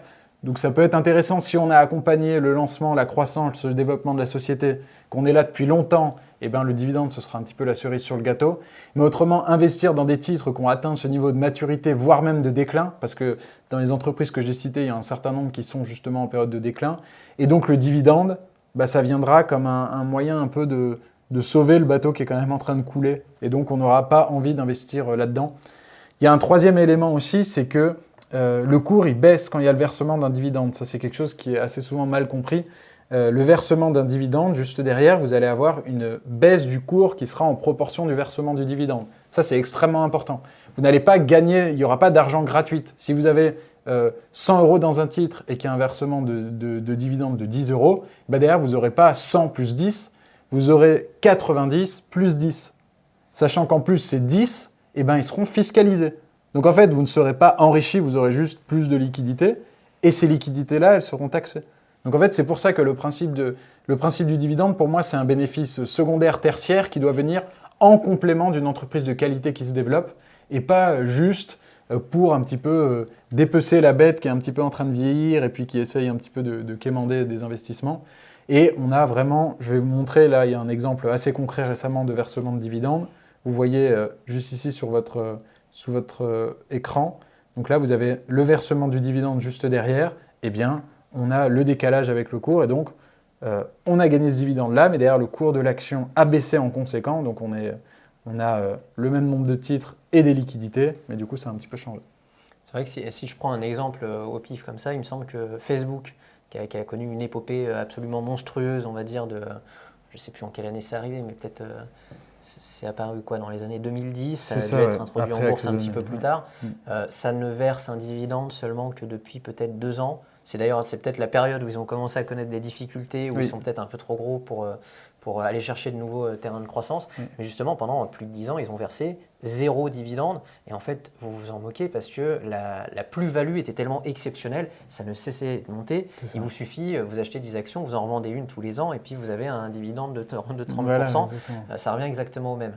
Donc, et c'est vrai que si on regarde, je prends un exemple français ici, si on regarde la courbe d'Engie, qui verse chaque année, qui est une valeur appréciée des investisseurs français et qui verse un dividende moyen entre 4, vraiment limite basse, et 8-9% par an parfois, ce qui est quand même un très gros dividende. C'est énorme. Donc, dessus, vous prenez la flat tax évidemment. Et donc, je vous affiche ici les dividendes versés. Donc on voit 4,95, 8,7, 9, 7, 4 et 8,2. Ça, c'est depuis 2019 seulement. Eh bien, on se rend compte qu'en réalité, si on affiche la courbe, le cours n'a pas bougé depuis 2008. Depuis 2008, Engie a même perdu 9%. Donc en fait, visez exclusivement les valeurs qui versent, et c'est pareil pour tout, hein, c'est pareil pour Orange, c'est exactement le même type de configuration. Il y a quelques exceptions, évidemment, par exemple dans le secteur énergétique, quand on est face à une crise énergétique, ce genre de choses. Aux États-Unis, certaines grosses valeurs comme Apple. Exactement, donc voilà, il y a toujours des exceptions, mais grosso modo, c'est typiquement la configuration graphique d'une entreprise qui verse de gros dividendes. Elle fait le yo-yo entre un seuil bas et un plafond de verre. Oui. Et finalement, sur Engie, vous prenez 5% annuel. Depuis 10-15 ans et vous êtes content, mais c'est clairement sous-optimisé. En réalité, vous pouvez faire bien mieux, être bien plus antifragile, justement, ne pas subir les grosses consolidations, essayer de lisser un peu votre performance à la hausse, faire x2, x3, et on va se rendre compte qu'on peut faire bien mieux en réalité. Oui, tout à fait, c'est clair. Donc on a un exemple aussi qui revient assez souvent, je crois qu'on en a parlé tout à l'heure aussi dans le chat, c'est ce graphique justement du revenu qui présente en fait les différentes catégories de placement avec leurs performances respectives depuis 88 jusqu'à 2018, je crois qu'ils ne l'ont pas actualisé depuis. Et ce graphique justement, il explique que la catégorie qui fonctionne le mieux, ce sont les actions avec leurs dividendes. Sauf que ce graphique, ce qu'il faut faire attention, c'est qu'il ne parle pas uniquement de celles qui versent beaucoup de dividendes, il parle des sociétés de qualité, dont celles qui versent des petits dividendes en supplément, comme par exemple LVMH ou L'Oréal, qui versent respectivement un dividende de l'ordre de 1 à 1,5. Et du coup, celle-ci, elle rentre dans le classement. Donc en fait, moi je ne suis pas spécifiquement anti-dividende, c'est juste que tant que le dividende reste raisonnable et qu'il ne va pas commencer à empiéter justement le développement de la société, tant que la société ne va pas devoir consentir à des sacrifices de comptabilité, à des sacrifices dans son développement, à des sacrifices dans son acquisition, dans le but de verser un dividende, c'est-à-dire d'arrêter de se développer et de croître, il y a quand même un développement qui est assez... On peut parler même de cannibalisme en fait à ce moment-là, quand une société se sacrifie pour verser des dividendes hyper élevés. Et donc, un dividende positif, donc en dessous de 3-4%, qui vient pour récompenser ses investisseurs, etc., c'est un très bon élément. C'est un petit peu la cerise sur le sundae, mais ça doit surtout pas être le critère de sélection et ça doit pas être l'outil principal qui vous fait sélectionner un titre. Oui, c'est ça. Donc, en réalité, quand on voit tes performances de, je ne sais pas, entre 17 et 20%, il y a toujours un résidu de 1 ou 2% qui est issu justement des versements de dividendes que tu as sur les actions que tu arrives à attraper dans l'année. Oui. Mais ce n'est pas le gros de ta performance en réalité. Donc, c'est peut-être le quatrième levier pour un portefeuille antifragile. On a vu ce qu'on a énoncé tout à l'heure. Là, ce serait peut-être de dire qu'en fait, des faibles dividendes garantissent, alors ne garantissent pas en réalité, mais on va dire... permettent de cibler des valeurs avec des plus-values qui risquent d'être plus élevées puisque l'entreprise va être capable d'investir bien plus pour faire davantage de croissance, aller chercher de nouveaux marchés. Et cette croissance-là, elle va attirer tout simplement de nouveaux investisseurs. Donc normalement, ce qu'on va chercher, ce n'est pas des entreprises de rendement, c'est des entreprises de croissance et c'est ça qui nous intéresse pour vraiment exploser tous les compteurs. Oui. Et alors Adrien, je sais que tu as aussi un cinquième critère. On avait promis 5 techniques prouvées, 5 secrets ce soir. Et on va le prouver aussi avec une étude encore économique. Pour ça, on a les grosses banques qui font pas mal d'études justement macroéconomiques qui nous aident beaucoup avec des rapports ultra complets. Tu as un autre critère pour construire un portefeuille antifragile, être résilient en période de crise, garantir des performances. En tout cas, depuis que tu commences à trader sur les 50, tu n'es jamais passé en dessous de 15-16%. Oui, jusqu'à maintenant. Et celui-ci, on n'en parle jamais. Il est au cœur de notre stratégie, en tout cas à Famille Prospère, parce qu'on cherche aussi à remettre la famille au centre de nos investissements. Est-ce que tu peux en parler ? C'est tout à fait ça, et c'est dans le nom, ce sont les entreprises familiales. Pour moi, c'est l'économie à visage humain. C'est vraiment cette idée qu'en fait, à partir du moment où on est convaincu que c'est le modèle le plus puissant, il n'y a pas de raison que ce ne soit pas le cas aussi dans l'entreprise. Et du coup, l'objectif et le cinquième élément, ça va être de maximiser les entreprises qui sont dites familiales. Et donc, en fait, ce critère, il est, comme tu l'as dit, assez peu populaire. On en parle très peu de la puissance de l'entreprise familiale, de l'actionnariat familial, de la stabilité de l'entreprise familiale. Et vous avez des études qui, jusqu'à maintenant, c'était un élément qui était vraiment sous-estimé énormément, que ce soit en France ou même en Europe. Et dernièrement, on a de plus en plus d'études qui arrivent, notamment celle-ci du Crédit Suisse, qui est extrêmement complète, qui a comparé justement la performance des différentes entreprises et en les comparant justement avec les entreprises familiales notamment. Et on réalise qu'en fait, les entreprises familiales performent largement mieux, ceux depuis 2006. Et il y a plusieurs autres études américaines qui prouvent que c'est même beaucoup plus loin que ça. parce qu'en fait, c'est simple. Ces entreprises-là sont mieux gérées, on va le voir juste après. Et il y a de plus en plus de fonds d'investissement, de plus petits fonds d'investissement. C'est des fonds qui sont assez méconnus, mais qui commencent en fait à favoriser ce type d'entreprise. Et justement, je me place complètement dans cette démarche-là. Vous avez des exemples, dont par exemple Latour Capital ou Carmignac, pour ne citer que ces deux-là, qui favorisent en fait ce type d'entreprise dans leur sélection d'actions où investir. Et ça leur permet d'avoir des performances vraiment très très importantes. Et comme vous pouvez le voir sur le graphique du Crédit Suisse, on a des performances supérieures de l'ordre de 4% par an, ce qui est quand même assez énorme en comparaison avec l'autre segment de marché des entreprises non familiales. Donc pour moi, c'est un critère absolument central et j'essaye, c'est pas facile d'en avoir toujours au même moment, mais j'essaye de favoriser au maximum ce type de société dans la gestion et puis dans mon portefeuille d'investissement. Ce qui est génial aussi avec ces fonds d'investissement-là, c'est qu'ils ne sont pas, on va dire, des fonds vautours, justement, et qui maintiennent, justement, comme elles comprennent, comme ces fonds comprennent que l'entreprise familiale, en fait, surperforme dans la durée, Oui. Finalement, ils vont laisser les familles aux commandes et ils vont se contenter de prendre des petites parts d'entreprise plutôt que de chercher à optimiser, à prendre un maximum de parts pour ensuite recycler ça sur le marché boursier et puis faire plein de malheureux après. Donc là, ils vont se contenter de prendre quelques pourcents, 10, 15, 20, et puis laisser la famille aux commandes pour permettre justement la continuité du développement. C'est pas la stratégie des fonds comme BlackRock ou ce genre de grosses entreprises sont des fonds vautours qui essayent de prendre le contrôle, de rechanger la stratégie et de spolier un peu la famille dirigeante aussi en parallèle. Et alors concrètement, justement, qu'est-ce qu'elles ont de plus ces entreprises-là? Parce que ce critère, finalement, il en englobe plein d'autres. Oui, c'est assez large. Grosso modo, on a déjà une logique de long terme. C'est quand même le critère le plus important quand vous investissez, le critère de long terme, la stabilité. Souvent, elles ont une stabilité dans le capital humain, dans la stabilité dans le management, la stabilité dans les équipes. On a des équipes qui restent assez fidèles et qui restent assez longtemps. Ensuite, on a un endettement qui est beaucoup plus faible. Et ensuite, forcément, étant donné que ce sont des entreprises qui ont l'objectif de maintenir la famille aux commandes et de maintenir la famille au rôle, il y a cette logique de transmission de long terme. Et du coup, elles ont énormément de garde-fous pour éviter les crises, pour améliorer la stabilité, etc. Donc, plus généralement, prenez le principe de la comparaison des gestions financières d'un État et des gestions d'une famille. La famille aura tendance à être plus stable, plus sécurisée, à être plus prudente. Et on n'aura pas de dépenses trop excessives. Donc, c'est un modèle de stabilité et de gestion pour moi. C'est vrai que dans 90% des cas, le fait de sélectionner des entreprises familiales vous dispense presque d'une analyse fondamentale extrêmement poussée. Parce que justement, on a les fondamentaux qui sont ouverts, puisque comme ils veulent transmettre leur entreprise, on n'a pas un endettement excessif, on a une stabilité justement, un turnover raisonnable, on a des indicateurs économiques, comptables qui sont plutôt bons. Et si on regarde par exemple, je vous affiche un écran, vous l'avez peut-être déjà vu passer sur le courrier des familles prospères, si on prend le secteur de la défense, on prend deux majors, deux gros mammouths en tout cas en France, Thales et Dassault. Dassault, même si le fondateur est décédé, la famille est toujours actionnaire majoritaire, ce qui n'est plus le cas de Thales, ce qui n'a jamais été le cas même. On se rend compte que Dassault fait littéralement 2 fois mieux que Thales. Alors que ce sont quand même deux très grosses entreprises. Et on observe ça dans quasiment tous les secteurs. Là, je vous en mets un deuxième. Si je vous mets celui des spiritueux, Pernod Ricard fait littéralement 4 fois mieux que Rémy Cointreau, qui a été vendu en grande partie par la famille originelle dans les années 80-90, je crois. C'était une entreprise familiale aussi au début. Progressivement, la famille a perdu la possession de son entreprise, n'est plus au conseil d'administration, je crois.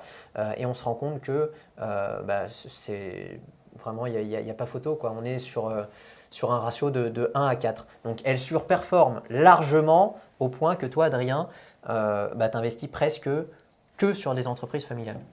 En tout cas, j'essaye. Comme je te disais, j'essaye d'en mettre un maximum. On est de l'ordre en moyenne de 70 à 80% d'entreprises familiales. J'essaye de favoriser. Donc ça dépend forcément en période d'opportunité, etc. Mais justement, parce que ces entreprises, c'est un peu le modèle même de l'antifragilité, parce qu'elles ont cette optique de résilience, de stratégie de long terme, de stabilité. Et du coup, elles veulent que leurs descendants reprennent le flambeau. C'est toujours ce qu'on est quand même en train de pousser dans le courrier des familles prospères. Elles essayent toujours en fait des moyens un peu de se diversifier, de se réinventer. Et derrière, elles réfléchissent toujours aussi à l'endettement, parce que vous savez que l'endettement, c'est quand même le poids le plus important après pour une société, et c'est un peu la corde autour du cou. Et donc, elles essayent de conserver un endettement sous contrôle un maximum pour leur permettre de rester maîtres à bord, maîtres de leur bateau.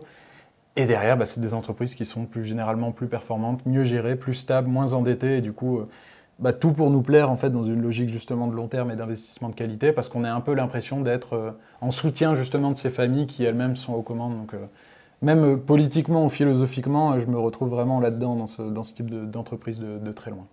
Oui, totalement. Donc si on récapitule, on va dire ce qu'on vient de voir là depuis le début, Adrien, pour continuer justement la soirée. Oui. Être antifragile, c'est la capacité d'avoir un portefeuille qui gagne même en période de crise. Et pour cela, il faut épouser les tendances. Ce n'est pas quelque chose de très chronophage, il suffit simplement de bien sélectionner ses valeurs et ses points d'entrée. Et pour ça, on a identifié en tout cas 5 garde-fous. Il y en a d'autres, mais on pourrait en parler des heures en tout cas. Et je pense qu'on avait dit qu'on ferait moins d'une heure voilà, et demie. On tient sur 1 heure et demie, oui. mais on fera évidemment d'autres soirées pour vous parler du reste. Avec plaisir. On a le garde-fou numéro 1, la moyenne mobile de 100 pour épouser les tendances et vendre à temps. On a en deuxième position le PEA pour réduire le frottement fiscal. En garde-fou numéro 3, vous avez ne pas toucher au small cap et se concentrer sur les grosses et moyennes entreprises qui vont capter la majorité justement des liquidités sur les marchés. Garde-fou numéro 4, éviter les entreprises à fort dividende pour maximiser vos plus-values, se concentrer uniquement sur les entreprises de croissance. Et enfin, le garde-fou numéro 5, vérifier tout simplement sur Internet qui est aux commandes de l'entreprise, vérifier que c'est une entreprise familiale et essayer d'en mettre un maximum dans son portefeuille parce que c'est garant aussi justement d'une analyse fondamentale extrêmement pertinente avec un endettement faible et une stabilité managériale. Absolument. Donc, en mettant en place ces 5 garde-fous, vous ne pouvez pas tout perdre, comme on entend parfois certaines personnes se plaindre. C'est impossible. Il y a trop de protection en réalité pour que ça puisse se produire. Et à chaque fois que le marché va avoir le vent en poupe, vous allez en profiter en plus. Donc l'idée, c'est vraiment d'aller chercher des rendements proches de 15% par an pour s'assurer un revenu complémentaire confortable. Et concrètement, si vous avez ce niveau de performance-là, qu'on va viser 15% par exemple, ça veut dire qu'avec un portefeuille de 80 000 euros, vous dégagez 1 000 euros par mois de revenus. C'est 12 000 euros par an. Donc, pour qu'on se rende bien compte de la puissance de cette méthode et à quel point ça vous rend résilient et ça augmente vraiment votre confort de vie. Donc, j'espère que cette technique-là, en tout cas, elle vous donne les clés d'investissement, des clés d'investissement utiles. Parce que nous, on a à cœur aussi chez Famille Prosper de vous apprendre à pêcher plutôt que de vous donner du poisson, comme le dit le proverbe, pour que vous soyez justement le plus autonome possible. Mais on sait parfois aussi que il est bon d'observer le pêcheur peut-être pendant quelques mois pour comprendre comment il fait, comment il lance sa canne à pêche et vous en inspirer. Et c'est pourquoi ce soir aussi, Adrien, tu ouvres quelques dizaines de places pour accéder directement à ton portefeuille personnel.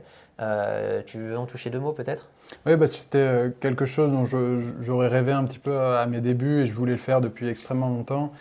Si vous avez pu me suivre auparavant à Panthéon Recherche dans plusieurs programmes, dont le cercle privé, c'est toujours quelque chose que je souhaitais faire parce qu'en fait, c'est une transparence un petit peu absolue pour partager un peu ma manière d'investir, mais surtout pas juste d'écouter les bons conseils et puis de les croire, c'est de voir un peu ce que je pratique.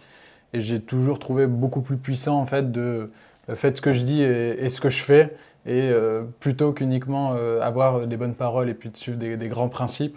Et du coup, je me sens aussi beaucoup plus confiant justement là-dedans avec ces quelques années et puis l'historique du portefeuille. Et du coup, je propose un accès justement au portefeuille qui me permet justement d'investir et de faire des super performances depuis plusieurs années. Et du coup, l'objectif, c'est de rendre accessible ce portefeuille-là avec toutes les informations parfaitement transparentes. D'ailleurs, vous ne devez pas me croire, les performances sont certifiées justement par huissier et je partage régulièrement les captures d'écran pour être 100% transparent. Et l'objectif, c'est d'avoir des valeurs qui sont 100% sur le PEA, les plus performantes possibles et qui incluent évidemment les critères dont on a parlé tout à l'heure.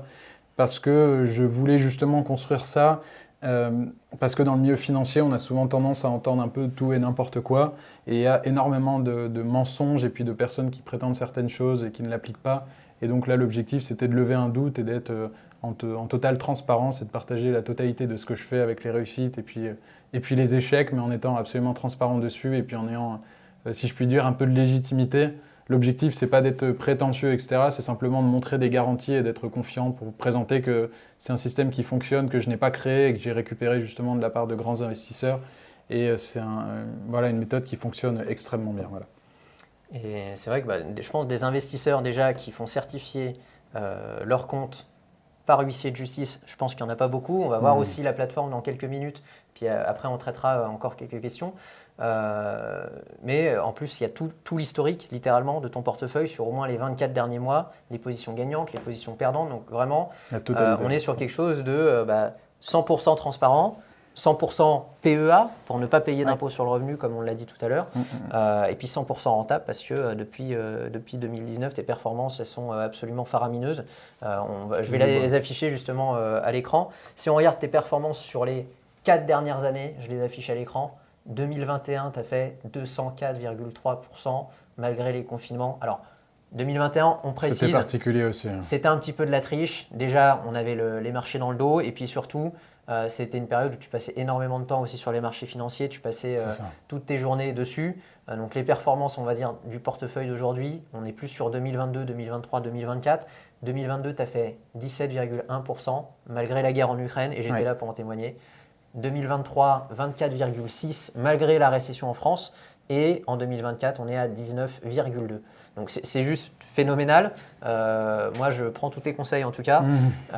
Et puis, tu m'as énormément appris aussi sur ces 3 dernières années. Et j'arrive à me débrouiller un petit peu tout seul maintenant. Et merci beaucoup. C'est l'objectif. Et on voit bien que en fait, ces garde-fous antifragiles qu'on expliquait tout à l'heure, toi, tu les mets en place. Et que malgré la guerre en Ukraine, malgré les confinements, malgré déjà les 2-3 grosses crises qu'on a eues sur les dernières années, tu arrives à maintenir une performance supérieure à 15% chaque année.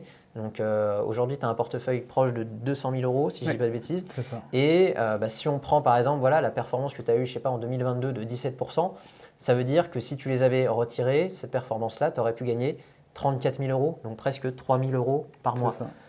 Donc on est très loin du 3% du livret A, des 2% de l'assurance vie en fonds euros.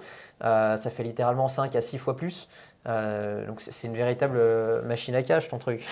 C'est une satisfaction et puis c'est aussi une garantie justement. J'ai le sentiment d'avoir vraiment trouvé un système qui fonctionne et que je me contente d'appliquer. Alors ça ne fera pas rêver et puis je ne vous présenterai pas ça en étant en voiture de luxe ou à Dubaï. C'est juste une méthode qui fonctionne bien, qui est assez régulière et qui est ennuyeuse. Et pour reprendre la citation de Buffett tout à l'heure, c'est un système qui peut fonctionner vraiment pour tout le monde, qui est assez basique. Et l'objectif, c'est en fait de partager ce modèle et cette méthode justement pour que vous puissiez le reproduire et l'appliquer aussi à votre manière. Et puis pour que vous puissiez devenir autonome en appliquant un peu les mêmes procédés, tout en ayant un modèle, un exemple. Parce que moi, j'étais assez frustré justement à mes débuts. Quand je lisais énormément de livres d'investissement, etc., c'est que souvent, ils avaient des bons conseils, des méthodes. Mais j'étais frustré de ne pas avoir accès aux positions dans lesquelles ils investissaient, leur prix d'achat, leur prix de vente, et puis voir de manière un peu concrète au quotidien. Et donc l'idée, voilà, c'est de partager en toute transparence la totalité de ce que je fais chaque semaine. Alors justement, pour ceux qui nous écoutent, qu'on soit bien clair, le portefeuille d'Adrien, c'est pas de la magie, une astuce miracle pour s'enrichir rapidement. C'est pas une liste d'actions non plus qui va exploser du jour au lendemain. C'est pas une boule de cristal. T'as pas de boule de cristal, Adrien, je crois pas. Non, je crois pas. On pourrait investir dedans, mais ça va être un petit peu long. Qui va vous permettre d'avoir un taux de réussite de 100%. Bah non, ça n'existe pas. Clairement pas. Et on va le voir sur la plateforme. Il y a des positions en rouge, mais en fait, la majorité elles sont en verte. L'important, c'est de perdre peu et de gagner beaucoup. Exactement. Et du coup, ton portefeuille, c'est simplement un raccourci. En fait, un raccourci au niveau de la méthode, parce que vous allez pouvoir vous former grâce à une série de vidéos justement aux techniques d'investissement d'Adrien, qui reprend de la majorité des investisseurs américains. Oui. Mais c'est aussi un raccourci en termes de performance, de temps, d'agilité, d'énergie, parce que justement, vous avez simplement à copier-coller les positions d'Adrien pour générer vos plus-values. Et une personne dans le chat justement, ou dans le sondage, je ne sais plus, nous parlait de sa difficulté à gérer un portefeuille à cause de ses obligations familiales. Oui, c'était dans le sondage. Oui. Et justement, ici, on est sur quelque chose de très peu chronophage. On n'a pas besoin de suivre les marchés. Toi, c'est quelque chose que tu faisais beaucoup avant, mais plus du tout maintenant. Et la performance du portefeuille, elle est actualisée. Je crois que tu l'actualises tous les dimanches soirs. Et globalement, tu passes 2-3 ordres par mois, pas plus. C'est vraiment le maximum. L'idée, c'est que ça dépend des périodes. Forcément, dans une période comme la guerre en Ukraine, il y aura un petit peu plus d'opérations parce qu'on aura tendance à vouloir se protéger un petit peu. Il y a des périodes où il ne se passe pas grand-chose et on tient les positions. Mais moi, mon objectif, c'est d'y passer le moins de temps possible. Parce que sur la durée, ce qui fait la performance, c'est conserver ses positions le plus longtemps possible, passer un minimum d'ordre et investir dans des titres de qualité en tendance haussière. En fait, c'est un peu le principe, c'est collectionner des tendances haussières et se contenter en fait de les appliquer. Et en utilisant ces critères de garantie, justement, être un peu agile quand les périodes sont difficiles, garder des entreprises familiales, investir plutôt dans les entreprises assez établies. Et l'objectif, c'est que auparavant, j'avais tendance à passer beaucoup plus de temps devant les écrans, notamment aussi parce que j'avais un plus petit capital et je voulais le développer plus rapidement. Sachant aussi que j'avais commencé juste avant la période du crack du Covid, donc dans les mois qui ont suivi, c'était aussi beaucoup plus dynamique et c'était plus chronophage. Et donc dans cette période, maintenant que j'ai une vie de famille et puis que j'ai cette optique justement de mettre en avant cette stratégie un peu semi-passive en y consacrant le moins de temps possible, j'essaie de prêcher un peu par l'exemple. Et donc l'objectif, c'est d'avoir un bon ratio temps-rendement, comme on dit, c'est-à-dire passer le moins de temps possible devant les écrans. Je vous recommande plus de passer du temps en famille et de passer du temps pour des projets concrets. Et derrière, de laisser construire un petit peu son portefeuille et de laisser un peu travailler ces entreprises de qualité qui, elles, vont créer de la richesse. Et vous, en tant qu'actionnaire, vous allez un petit peu participer à cette création de richesse et puis récolter les fruits en les accompagnant. Et les garde-fous vous permettent de sécuriser tout ça. Et maintenant, je dirais que en passage d'ordre pur, parce que moi je passe du temps à regarder forcément pas mal les graphiques, mais en passage d'ordre, on est de l'ordre de 20 à 30 minutes par semaine, c'est largement, amplement suffisant pour faire la totalité du suivi. Alors pour donner à nos auditeurs justement une vue partielle de la plateforme très rapidement, je vous la partage à l'écran. Vous avez l'onglet Mon portefeuille. Sur cet onglet ici, avec tous les détails qu'il vous faut, la taille de la position, le stop loss, le code ISIN pour trouver la valeur chez votre courtier, avec une présentation totale des entreprises.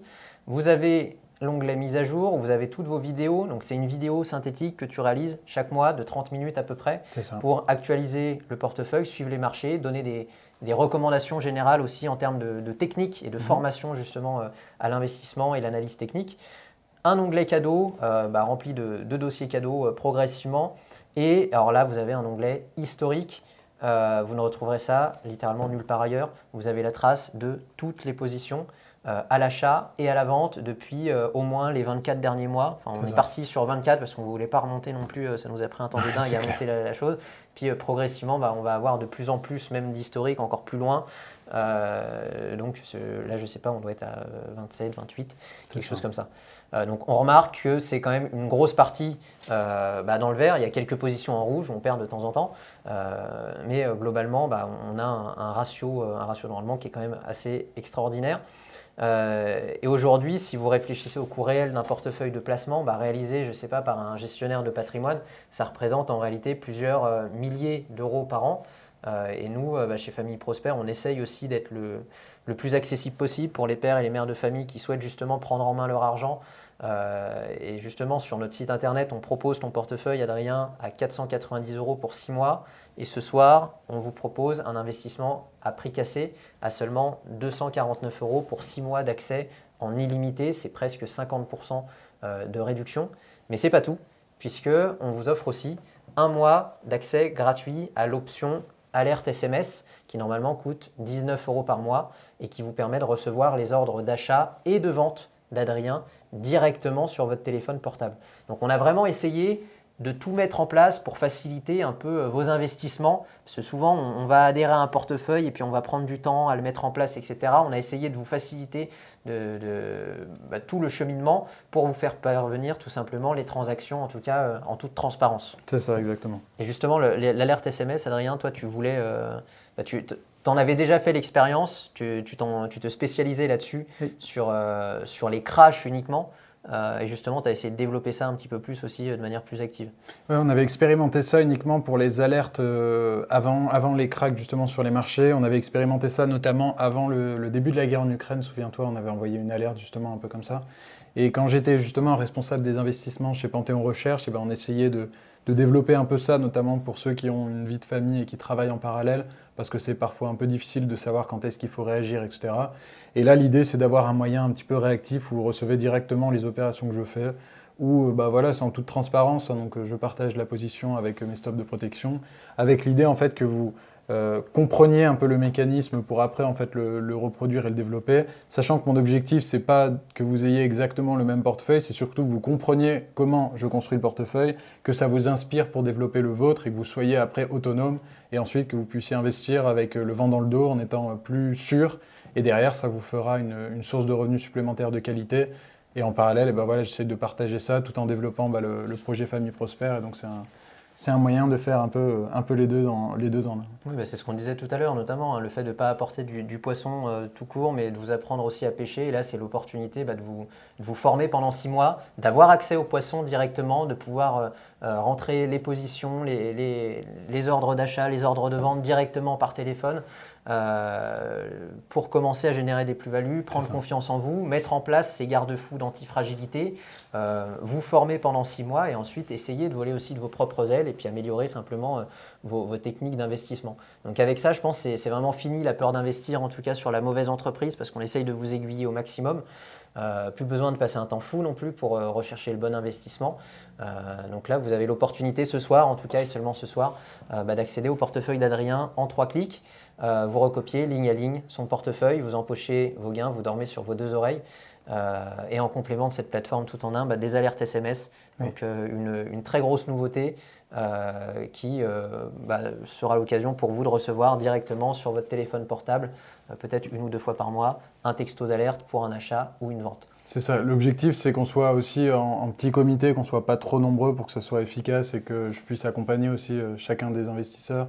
Parce que voilà, on est quand même une petite équipe aussi et on a cet enjeu de qualité, donc c'est pour ça qu'on le fait assez rarement aussi. Et alors Adrien, tu as aussi rédigé 2 dossiers pour nos auditeurs. Oui. L'un sur la stratégie mid-cap, on en parlait tout à l'heure, donc les entreprises de taille moyenne, comment tu te positionnes dessus. Et l'autre sur les stop-loss. On n'en a pas parlé ce soir, ça fait partie aussi des techniques d'antifragilité. C'est vraiment indispensable. Certains n'en mettent pas parce que justement, ils sont sur des small cap et il y a très peu de liquidité. Mais un stop-loss, je pense qu'on ne recommandera jamais une action en tout cas sans stop-loss pour savoir comment gérer la taille de vos positions et puis couper justement quand ça ne va pas pour justement optimiser vos gains. Tu veux peut-être en toucher 2 mots vu que c'est toi qui les as rédigés? Oui, l'idée c'est que le premier dossier c'est pour vous appuyer un petit peu les arguments que je vous ai donnés ce soir et vous convaincre d'investir dans des mid-cap avec plusieurs exemples de qualité qui sont présents sur la côte actuelle.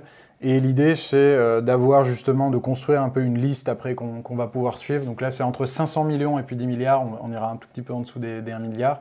Et l'objectif, c'est de remettre un peu les arguments forts justement de l'investissement dans les mid-cap qui sont très très méconnus parce que justement, on a tendance à aller soit sur les petites capitalisations, soit sur les grandes, alors que là, c'est le bon compromis entre les deux pour moi et elles ont vraiment tous les avantages des petites et des grandes en parallèle. Et en parallèle, c'est le dossier sur les stops de protection pour vous donner en fait la méthode pour placer vos stops de protection à chaque fois et surtout ne plus jamais assumer d'avoir des titres avec des fortes baisses parce qu'on a eu beaucoup de retours un petit peu en ce sens-là, notamment dans les messages pour préparer cette émission, qui nous parlaient justement des grosses pertes qu'ils ont subies, qui les ont un petit peu dégoûtés et qui les ont motivés à arrêter en fait l'investissement en bourse en se disant que c'était pas pour eux.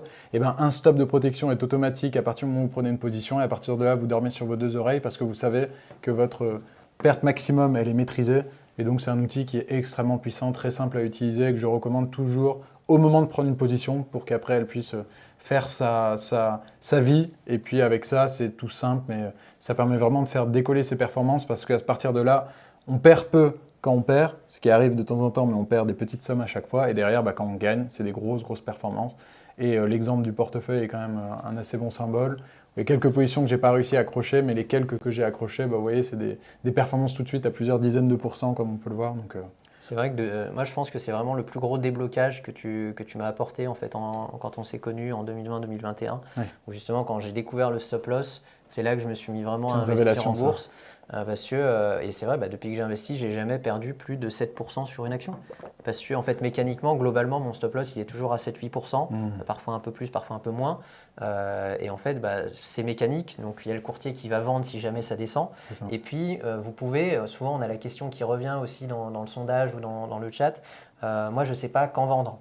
Alors, on l'a vu tout à l'heure. Déjà, si ça passe en dessous de la moyenne mobile 200, vous vendez.